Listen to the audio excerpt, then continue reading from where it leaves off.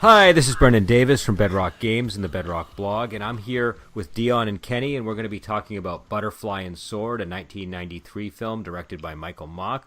It stars Tony Leung, Michelle Yeoh, Jimmy Lin, Joey Wong, and Donnie Yen. It's a wuxia film that's based on the same material as Killer Clans, a Gulong story that's essentially inspired by The Godfather, but it feels almost nothing like Killer Clans, in my opinion.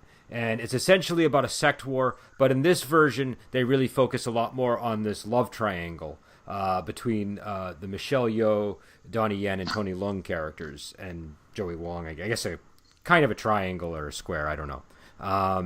And yeah, so we'll talk about that this evening. Before we start, I do want to just mention we have a Patreon, and you guys can support us there. So we'll post a link, and feel free to contribute whatever you can. It helps us get DVDs and other things that we need to do these occasionally. So we always appreciate the support. All right, so guys, what did you think of the film before we get into the discussion? It was alright, I guess. I can't really, find anything to rant and rave about how amazing it was. But at the same time, other than a bit of confusion in the plot, I didn't really have any complaints about it either. So it feels like one of those movies where you just sort of watch it once and go, "Ah, that was alright," and then just never touch again. Dion, how about you? I would feel the same way about it as Kenny did. I've watched it several times, but nothing really stood out to me to like rant and rave about and to gush over. It just I had to keep watching it because I kept forgetting it. And now that I've watched it even this week, I'm still not quite sure about it. It was a little confusing at the beginning, and there are some parts that I remember really well, and then there are other parts I just don't remember at all. Like, I more remember the characters and the way they made me feel than I remember the plot of the movie itself. Yeah, this is kind of an odd one. Like, I always have fonder memories of the movie than like when I sit down to actually watch it. It always it's only an hour and 30 minutes or something, but it always feels a bit longer than that.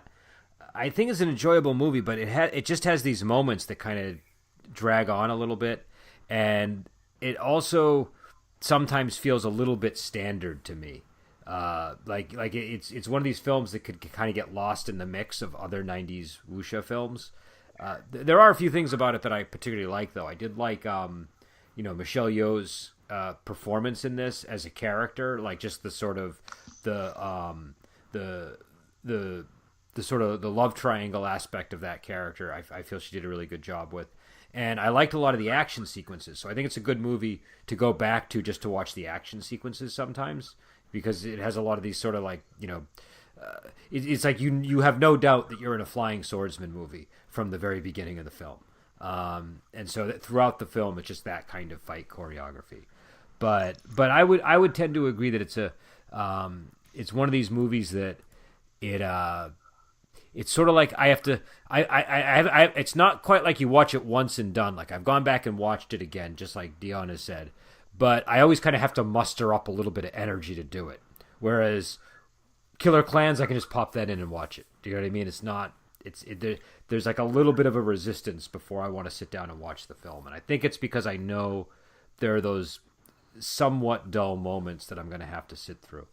But yeah, so I don't know what did you guys think of the I guess one of the things that's really striking to me about this movie when I see it is it's got some really over the top techniques in it. There's a scene where a character like is firing swords with a bow shaft, and there's a later scene where a character literally fires himself as if he's being fired by a bow, but it's Michelle Yeoh's robe hem that's sort of just being drawn and pulled taut. And then not only is he being fired through the air by a person, but he plows through another character's body and kills him. So I'm just curious, what you guys thought of that aspect of the fight choreography. definitely a rule of cool. If it looks cool, then do it. Why the hell not, right? Sort of so in the very beginning of the movie, like the first sort of fight scene we have when Tony Leung's character was robbing the caravan, or capturing the official. Like there's a part where he uses a bow to fire his sword, right? But he has a sword blade resting on the back of his hand. And I'm just thinking, oh, you're gonna fire a sword at high speed with the sharp bit against your hand. Like you're just gonna cut yourself open. But but when actually, when he actually fired that, and it was pretty cool the way he manages to capture it. I was like, okay, fine, whatever, I'll overlook it. But it did get a bit ridiculous. This is definitely a movie where you have to leave your brain. Well, it's funny because a lot of the movie actually requires a brain, but a lot of it requires that you not use your brain. Do you know what I mean? Like we were talking about how some of the plot points are a little bit confusing, and you kind of need to really follow along if you want to catch everything. But like you're saying, and I didn't even notice that detail, but I remember it now. That the sword would definitely have cut his hand, and there are a lot of moments like that in the movie. But yeah, Dion, what do you think? Yeah, I totally agree. I'm not even remembering the fight choreography until you bring up certain instances, because to me it just didn't stand out, and it didn't like make an impression on me. I was more impressed with the characters and their portrayals of the characters than I was actually of like the fight choreography. Okay, no, that's interesting because it's one of the things that, like I said, I find a lot of the downtime moments in this kind of cause it to drag on, but at the same time, when I actually do sit down to watch it, that is sort of where more of the compelling stuff is going on in terms of story development and characters, and so like there's like a lot of scenes involving Joey Wong and Tony Leung and Donnie Yen and Co. sort of in the in the homestead there, and so but I guess my criticism of that stuff is that it sometimes it doesn't I don't know, it just kind of I feel like I'm more interested in the action than I am in that stuff in this film.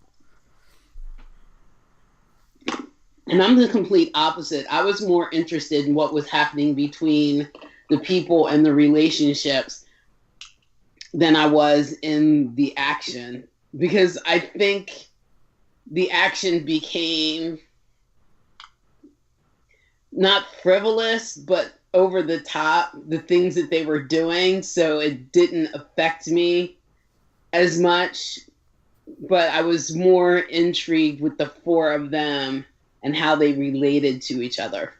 Well, there was this really great scene where Michelle Yeoh is confronted by Tony Leung's character, and it's like on the heels, like there's a member of their group who disappeared 10 years ago, and apparently she actually had, because the background here is that Michelle Yeoh plays a woman named Ko, who is kind of the leader of this what are they called, the Happy Forest, and they started out as orphans basically, and she was just the oldest and led them, but she's now sort of ascending and becoming potentially the leader of the martial world, and she sent one of their sort of early core group members on this secret mission and didn't tell anybody, and the woman gets killed as a result, and he confronts her, and she starts crying in front of him, and it's clear that she says like that she doesn't never cried in front of anybody before, and I thought that scene was particularly striking and effective. So there are a lot of moments like that in the film,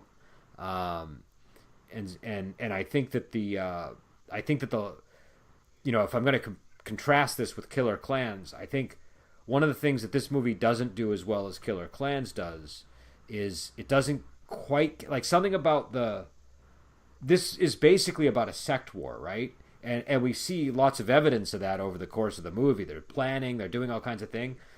But for some reason, I don't feel as immersed in the sect war as I did in Killer Klans. It's not the focus in this movie. I feel like in Killer Klans that they spent way more time talking about each sect and the war that they were having with each other and the people trying to get to the top. In this one, it was more focused on the relationship between the four, or well, Butterfly I don't think was a member of the Happy Forest, but it was more centered on the four of them and their relationship with each other. And even though Ko was trying to be the most powerful of the in the martial world, she still felt something for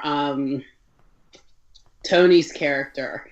And then Donnie Yen's character was in love with her, but Tony was in love with Butterfly, and it was so complicated that to me that was more the focus of the film. It wasn't the clan wars were like in the background for me. No, and I think this movie does that aspect of the film better because like I said, it does do a good job with the love story. It's just that maybe that's sometimes the problem I have with the movie is I'm focusing on the wrong aspect of it. Because now that you mentioned that, it's sort of like, when you look at like one of those images where you have like a square and somebody tells you, is it like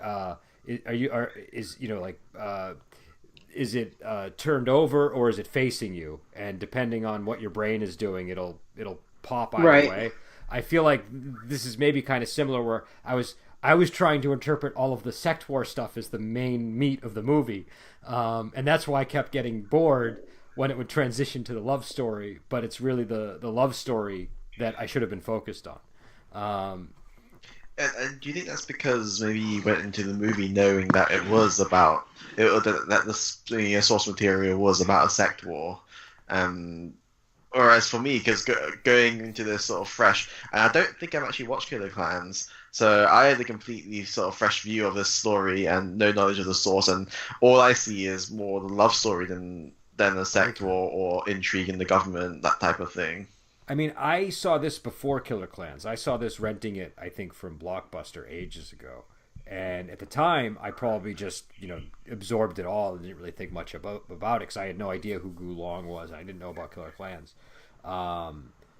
But I always just sort of, like, every time I get the urge to see this movie, I think of that homestead in the woods. And I'm like, well, I'm going to have to watch a bunch of scenes at the homestead in the woods. And that's sort of the thing that kind of deters me from popping it in the DVD player.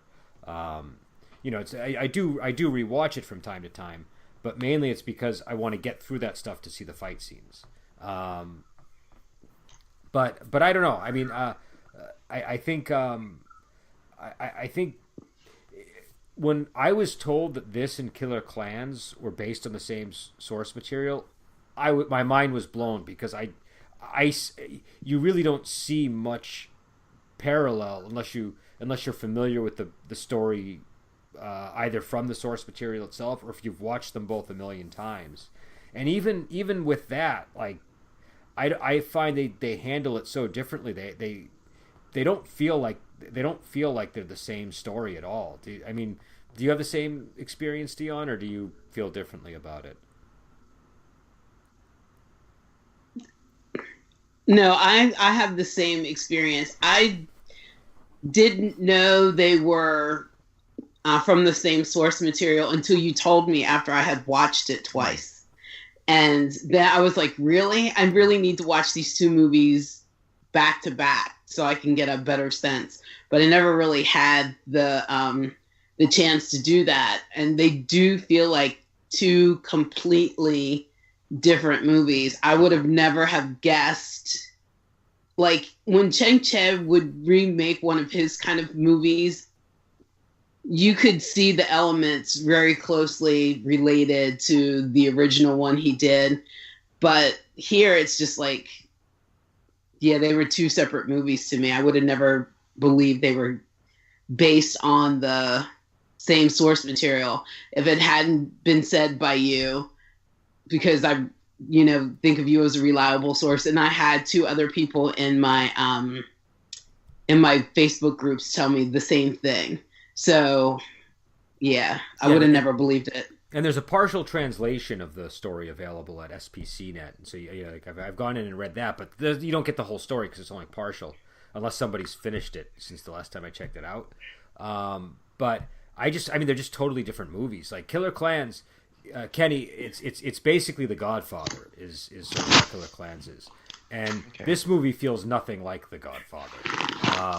There's a lot of similar core elements, but even those are changed. Like in Killer Klans, the butterfly character is the object of both of the swordsmen's affection, and in this one, it's one of them is in love with Butterfly. One of them is in love with Ko. Ko is in love with the one who is in love with Butterfly.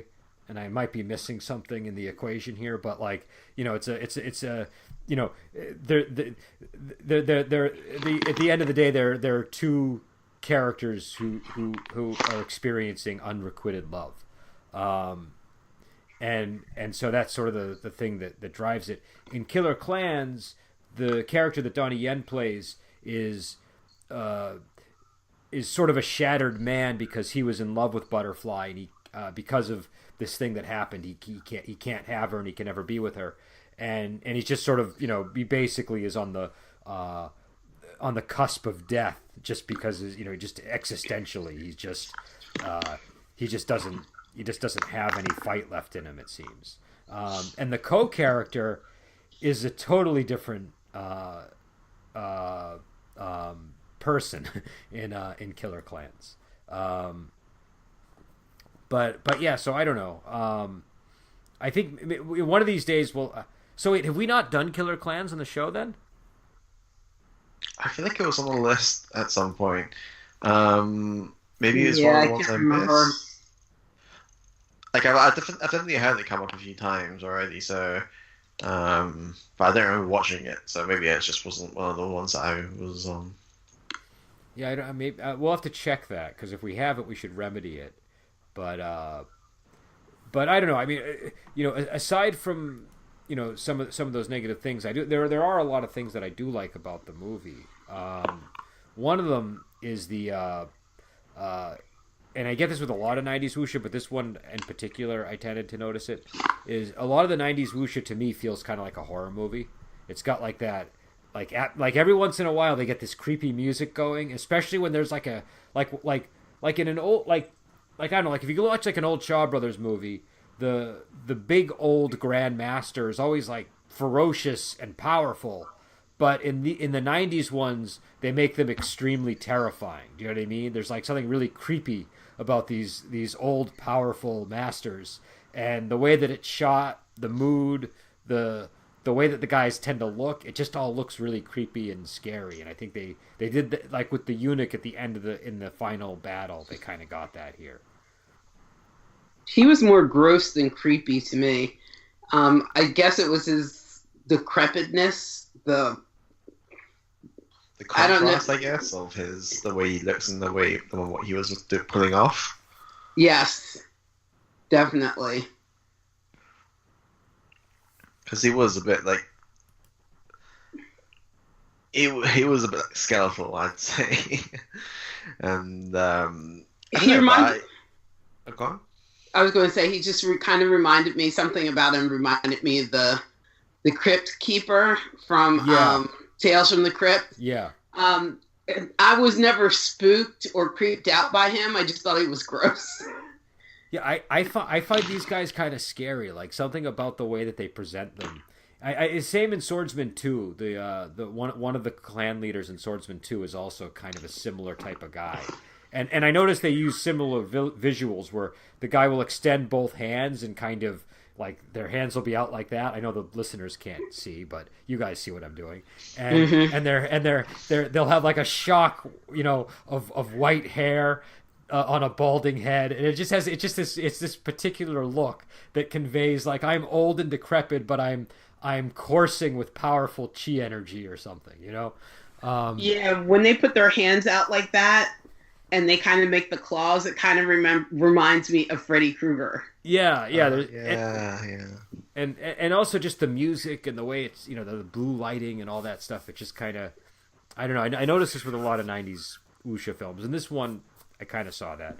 But I guess there's also humor in this movie. Like this one, you know, has a few humorous moments. I don't know if you guys picked up on it or not, because they kind of are. I think they're with a few exceptions, they tend to be kind of brief. But did you find any of the humor worked for you, or was it all flat? I didn't. Nothing stood out to me. Like I knew the loads of bits which were quite light-hearted, like the soccer scene, the football scene, as we say in the UK. And then when he showed up in the final fight scene as well, that was like, What did you think of that, by the way? Because that was kind of like right out of left field. So just to paint the scene for people, there's a character that we're introduced to early on who's just called Prince Cha, and he's just hanging out at the Happy Forest headquarters for some reason, and he's playing like an old like type of football game with a bunch of pretty maidens, basically. And he just seems like this frivolous, joyous character who's having a good time. And then he shows up at the end of the movie, and it turns out he's been like a spy the whole time, and he's been watching the head of the Happy Forest, and he helps them deal with them. So, but like, I don't know. What did you guys think of that? I thought he was going to have a different role in the movie. I thought it was going to make more conflict in the Lovers Square. I thought it was going to end up being some kind of Pentagon or something, because the way they shot that scene with him following Michelle's character around until she entered into the chamber with the eunuch. I thought, that the way that they shot it, he was like kind of romantically interested in her, but she would have nothing to do with him because she was already interested in someone else. So I thought they were going to play that angle, and then you like never see him again, and then he was forgotten. Then all of a sudden this ball comes into the final fight, and you're like, oh, he's back. That was the weird thing about it. Like, he's gone. Like, you see him that way, and there's even a moment where it looks like she exchanges a glance with him, and so I thought that maybe, the two of them would get together by the end. But he just, they never address him again until the very last scene, and it's kind of like one of the, it's like a gag. It feels like it feels like it's done for humor, because it's like, oh, this guy that you thought that we were never going to reintroduce, we've suddenly introduced again, and he's like, he's figured it all out. There was one part in the final fight where I actually laughed when he's kicking the soccer ball at him, and the eunuch actually hits it with his head, and it makes his boing sound, but it's like a metal boing sound. He was like, oh, that's not the real ball. The real ball's here. That's a metal one, duh, kind of like thing. And that was the only humor I got out of the whole movie. Well, there was also the son of the other clan leader, of the Elvis Choi character. Yeah. And he looked like the son from, what was the movie? Was it not Executioners from Shaolin. Do I have the title right? With Chen Quan Tai and the son with the funny outfit and the two little like buns, ponytails at the top. Yeah, he looked like they were trying to kind of make him look like that guy, and he was just this like useless son of the sect leader. And there's that scene where his father's reprimanding him, and he's talking to one of his father's henchmen, and the henchman addresses him, and he says, "No, call me by my martial nickname." And I forget what the martial nickname was, but it was like this long sort of name that he clearly didn't earn, and nobody was using it except for him. So there was that scene too. Oh, and when he threw up on his father's shoes after getting drunk because he lost some kind of bet. Yeah, no, there was that too. I found those kind of amusing, I think. And there was also the scenes in the homestead in the forest where when Ko is with Butterfly and they're kind of getting a little bit catty with each other, because they're both. I wouldn't say just a little bit catty. Like they were outright hostile to each other. But they're doing it with smiles on their faces the whole time. So it's kind of one of those scenes where it's like there was a little bit of a veneer of politeness, wouldn't you say? Oh, definitely. They were basically like smiling, telling each other to go F themselves, basically. Yeah. I enjoyed those scenes. I thought those were fun. I liked how she kept getting her name wrong, Butterfly. And Oh, she Bumblebee. called her Big Bumblebee yeah. instead of Butterfly, and No, she spit out the food once she found out that Butterfly had made it. Stuff like that. no, that's one of the nice things when you have like a language or a culture where you have nicknames like that is you can kind of like it leaves a lot of room for playing around with that. So she keep calling her Bee or Bumblebee was pretty amusing, I thought. And I also just liked Michelle Yeoh's character's whole disposition towards her, just the way that she was, uh, like the way that she would critique her food and all the little details of that. Yeah, we've said this already, but I do think like the character dynamic is one of the better parts of the movie. Yeah, I know you did a bit more focus on the sort of the choreography and the fight scenes and the special techniques and stuff like that, but the I do think like the interplay between the characters was what the most important thing. Like, not necessarily even necessarily like what happens to them, it's just the way they interacted with each other was a stellar part of the movie, I thought. So No, I mean it definitely, and that was one of my notes actually. When and also that's the intro to the movie kind of makes clear sort of love is the focus. But I did have a note that the love triangle was very effective. And I think it was largely due to the sort of chemistry with Tony Leung and Michelle Yeoh there, where not chemistry might be the wrong word, but sort of her being the person who's longing for him and him being the one who's disinterested. I thought that they both good enough actors that it worked really well. And I guess another point of this movie that is worth raising too is this is one of the few movies where I think maybe in Holy Weapon, I'm not sure, but you don't typically see Michelle Yeoh in sort of the like full wuxia regalia like this. Like this is like the full on like purple robe, like real costumey type wuxia.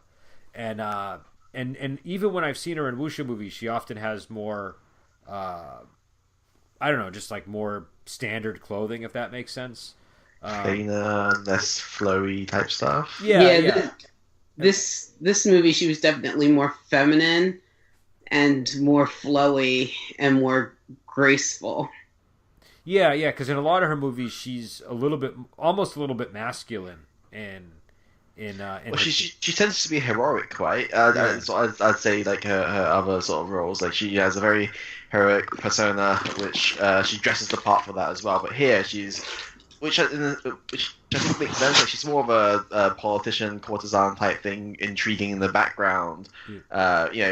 She obviously has formidable fighting skills as well, but she seems to be the person who's dealing with the imperial court and like working on plots and intrigue, which I guess her character design here works for the so the way she's dressed and her actions and the way she's speaking as well is very sort of courtesan like, right? So I think and in Killer Clans, her character is like she runs a brothel basically. I think that was that's why I think it was called the Happy Forest. If I don't remember the name in Killer Clans, but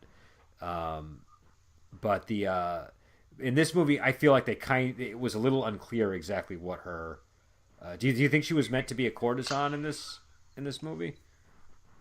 she could very well be a brothel owner.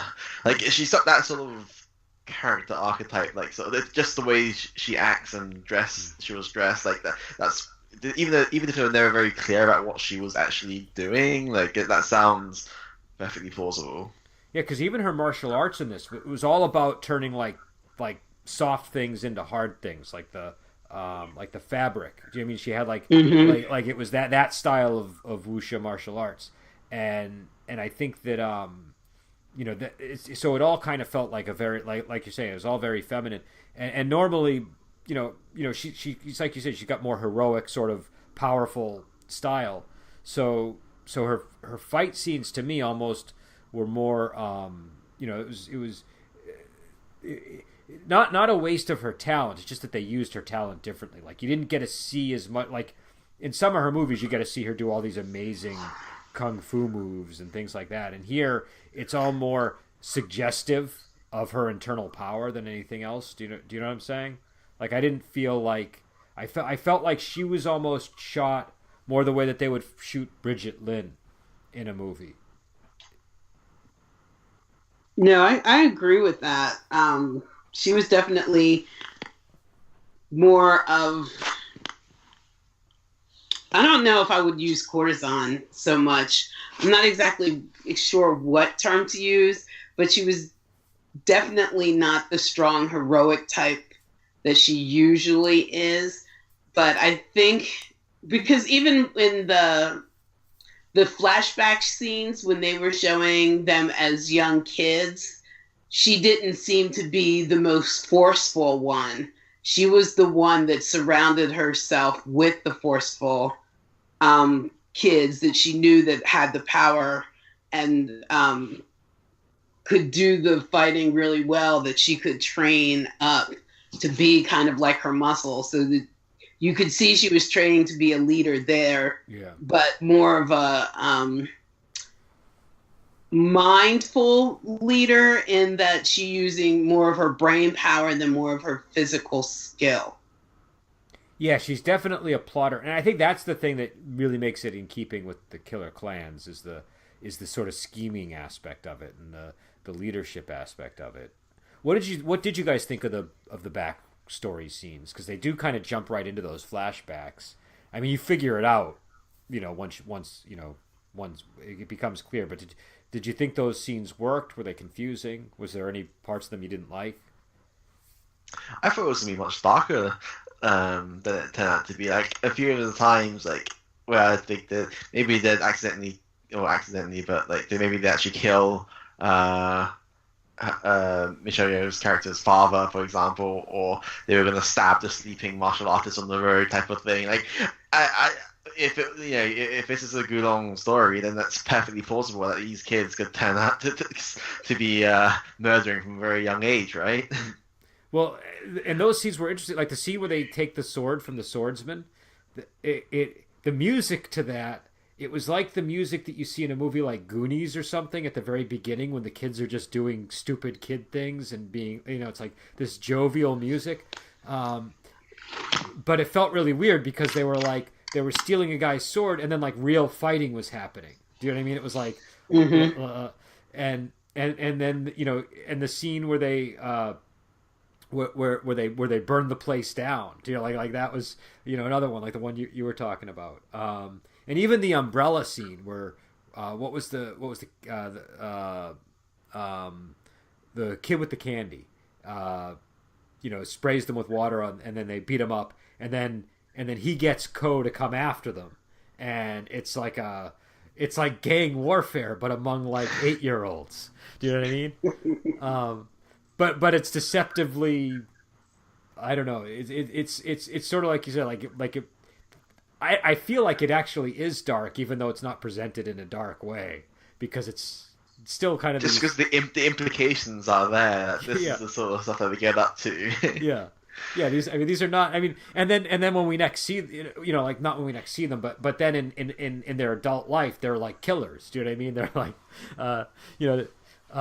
but they're righteous killers. Well, are they? Are they righteous killers? Like, how much evidence do we have that these are righteous killers? I'm not saying that I believe they're righteous killers. I believe that they believe that themselves that they were righteous killers. Okay. I think that, well, I don't know. Ko, she just seems to be, she wants the man and she wants to be on top of the martial arts world no matter how she gets there. But the others, even though they're following her lead, I think that she fills them with something that makes them feel like they're doing the right thing.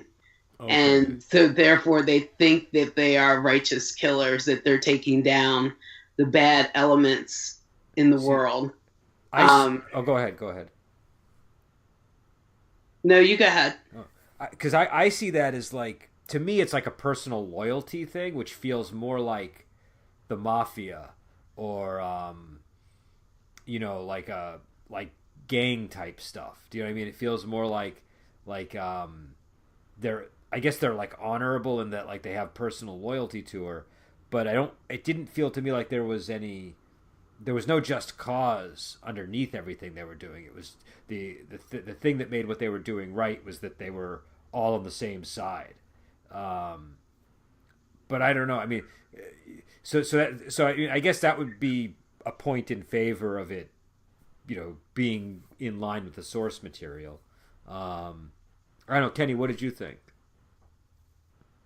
Sorry, what was that? Well, what did you think about whether these were righteous killers or not? Did they seem righteous to you, or did they seem, gangster like? What was your take on them?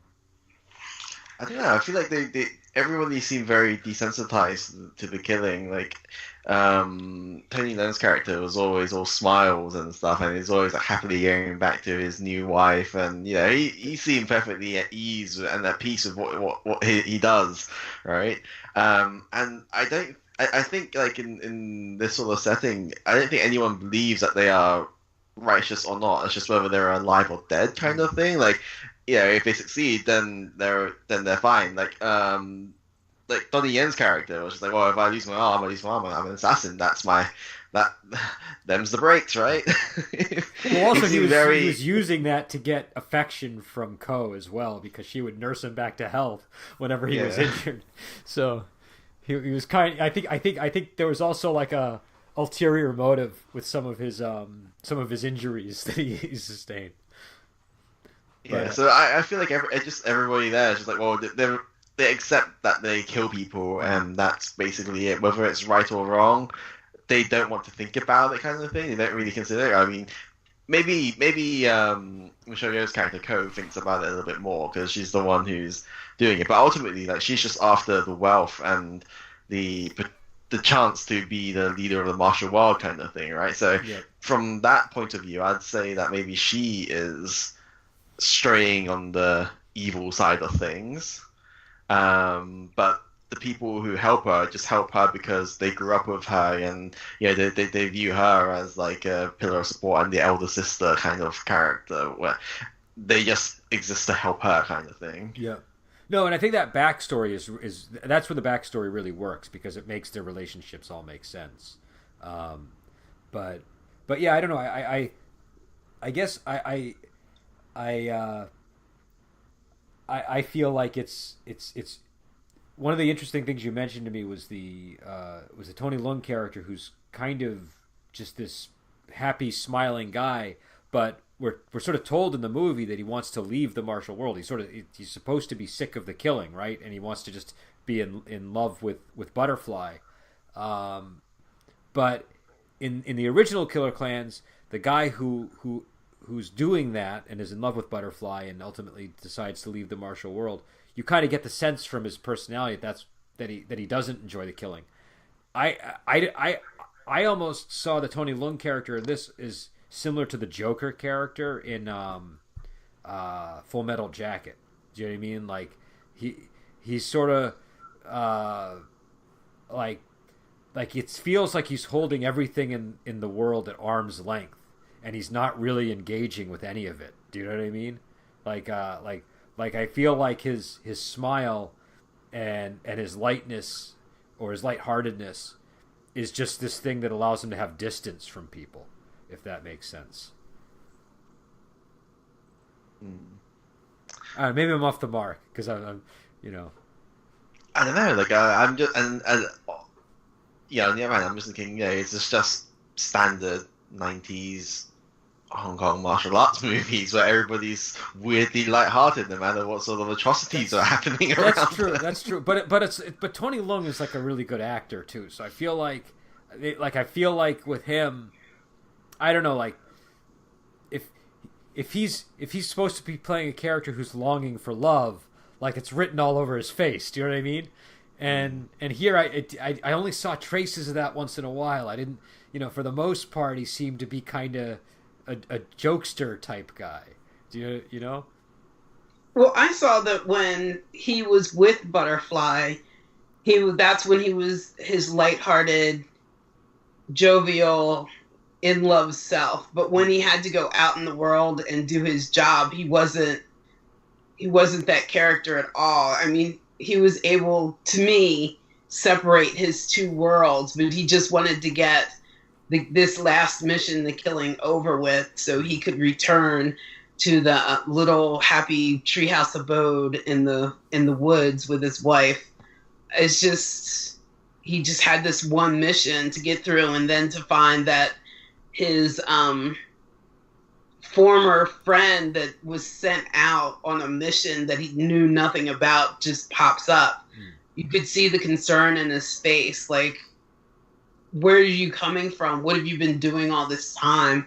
And then to feel, I think he felt betrayed by Ko, by her not telling them that she was still alive and out there, even though it would have jeopardized the mission. But yeah, I think he just wanted that part of his life to be over. No, I agree that he felt betrayed by her, and I think he also felt like it was a particularly humiliating mission that she sent her on as well. And I did like, though, the way that they laid the groundwork for him identifying her with that scene where she gets cut with the hook, and then when he finds her in the field, and her I think he fires an arrow at her with the intent of cutting that part of her shirt so he can see whether she has that mark. But I thought that was kind of a cool connective point there. I think another thing that when I was watching it this time, one thing I really did notice that I hadn't noticed before was how well the film contrasts the martial world with, like, the, for lack of a better word, like the home world, like the world of love and the house and the dinner table, and how, you know, you're constantly going back and forth between this homestead in the forest and the martial world. And there's even a lot of parallels. Like, I remember there's one scene where the Elvis Choi character is unfurling this really long message that I think is sent from, like, his superior or something. I can't remember, but it's like a ridiculously long scroll with a long message on it. And then in the scene in the forest, Tony Leung's character writes a similar type of message to Joey Wong's character, to Butterfly. Don't do this, don't do that. Yeah. And I thought that was kind of, because they were both, like, they really looked very similar, so I felt like I was supposed to be noticing that there were these two objects in both locations that were identical. And so, I don't know, I just felt that it was a kind of a nice contrast to the way that the film handled that. But yeah, I don't know, we're coming up on the 40-minute mark, so any other thoughts on the film before we start to wrap this up? I don't want to miss anything. If you guys didn't mention Donnie Yen at all. Okay, well, let's get into that then. Let's talk about Donnie Yen, because I thought it was a different kind of character to be drunk and in love with someone you can't have.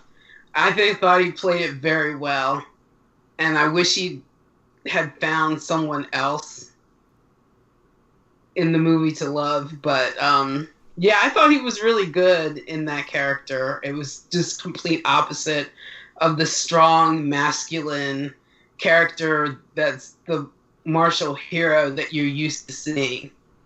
It was a nice contrast to the normal. Yeah, I like him in this one. I mean, he's always good as, in terms of the martial arts, but this is kind of interesting, like you're saying, because he's again, the character is sort of this shattered man who just is he's just basically slowly sacrificing his body for love, is what it seems like. Like, he's just getting wounded. He doesn't, and he has no real. There's even a moment where it almost seems like there's something developing between him and Butterfly at a certain point. Do you know what I mean? When they're spending a lot of time together, and I always found that pretty. I don't know what you guys thought about that. Like, it doesn't really go anywhere, so maybe we're not meant to read into it too much. I thought it was a cute brother-sister kind of relationship. I mean, it was a little flirty, but like you said, it never really goes anywhere. Yeah. But I thought that she, like, there were two things that made me wonder. Number one, Joey Wong's character really, like, when she's kind of flirting with him, it seemed like the kind of flirtation that leads somewhere. Do you know what I mean? And also there was that scene where when she tells Ko she's pregnant, Ko says, "Oh, are you sure it's what's his name? Singh, was that Tony Leung's character's name?" Yeah. Yeah. Are you sure it Sings? And she turns around in a huff and she says, "I was just joking. Why are you reacting so seriously?" And it was just maybe Ko teasing her, but it also planted the seed in my mind of, oh, maybe it isn't Sing's, child. So between those two things, I was anticipating maybe there would be like an additional complication to the love story, but like you said, it didn't really go anywhere. Also, there was the way Donnie Yen was dressed was kind of the way that his character in Killer Klans was dressed in completely black with little white here and there showing. I just thought that was pretty interesting. Yeah, that's the only thing I do remember. Yeah, well, the character in the Killer Klans movie also similarly had sort of the disheveled type hair. Like, yes. Who was the actor who played him? He was that guy was really good. I thought that guy really carried the movie. At least that part of the movie. He just had this. He just was sort of the perfect. I don't know, just broken swordsman. And yeah, but I thought Donnie Yen was quite good here. I thought that the scenes with him and Joey Wong worked really well. But yeah, I don't know. Any other thoughts? Anything that you guys think we didn't cover that we should have?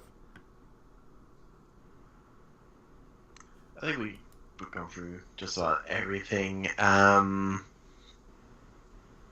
mean, we haven't really mentioned much. We sort of touched on the choreography stuff, but was there anything that stood out to you in particular that's noteworthy or something we should mention? I mean, just the stuff that I talked about, just how like like I said, like the use of the sort of the unfurling of the fabrics and all that stuff with the robes. I quite like that, and again, Killer Klans is a Choi Yuen movie, and he kind of is known for just like he loves having his characters in beautiful robes. So it feels really fitting to have the Michelle Yeoh character wearing robes like that and using the robes in this way that you wouldn't have really been able to quite do in an old Shaw Brothers movie, at least not in the same way. And so I thought that worked. I just love the fact that when the movie opens, it's immediately, men in the air flying, like breakneck speed horizontally across the sky, and you just kind of know exactly what sort of movie it is. And I like that there are a lot of characters who really have sort of extensive leaping and spinning attacks, and so it had a lot of the fight stuff I loved. I thought the fight stuff was great, and I thought the effects for the fights were great. My only complaint would be sometimes the way the camera angles were set up and the way the editing was done, you lost track of some of what was going on occasionally. Yeah, because I was going to say that the editing made the fight scenes a bit jumpy for me, because it did cut from seemingly like unrelated sequences from one shot to another, and it was really hard to get a sense of a flow in the combat sometimes. Like, there's one scene where they're fighting in the forest, and bamboo's flying everywhere, and like things are going left and right on the screen, and people are sort of going up and down, and you're just like, I had no idea what was going on until the main characters sort of land down and make a cool pose, and you're like, okay, so they've killed everyone. Yeah, no, I think that is the case. It's shot in the style of a lot of the movies from that era, but this one in particular, just something about it feels a little bit harder to keep track of. I feel like I know what they were going for, but it just didn't land as well as, say, it did in Swordsman 2 or something like that. Like a film like that, it works great, but yeah, there were a lot of moments where I was like, I know I'm watching Donnie Yen, but I don't feel like I'm watching Donnie Yen. Do you know what I mean? Like, I feel like I'm missing movements that I know he must be doing. And it's because the camera's kind of, the way it's edited, I think, just the way that they're sort of, jumping around from angle to angle. And so, yeah, you kind of lose sight of things a little bit. But yeah, so I guess are we next? I think next week are we doing the movie Supreme Swordsman? Is that our film for next week? Oh, I don't remember. I'm looking at our calendar and it says Supreme Swordsman, so I'm assuming that there's at least a chance that's our movie for next week. Oh, I hope so. But yeah, so we'll double check it after the podcast, but we're probably going to be back with Supreme Swordsman. And again, people can check out our Patreon page. We'll post a link. You don't have to, but it is helpful to us. We've been able to procure movies when we need to for people. Sometimes things are on Amazon Prime, sometimes they are not, and so that just makes it easier. Sometimes people's mics break and things like that happen, so it's particularly useful for that sort of thing. But yeah, so I don't know. Any closing thoughts before we head out, guys, or are we all set to go? I'm good. I'm good too. All right. So we'll be back on, and also coming up, me and Joel are going to be doing Wuxia Workshop, and we're going to be talking about the movie Duel to the Death. And I think tomorrow or the next day, me and Adam will wrap up our Doctor Who for this season. So until then, we will talk to you later.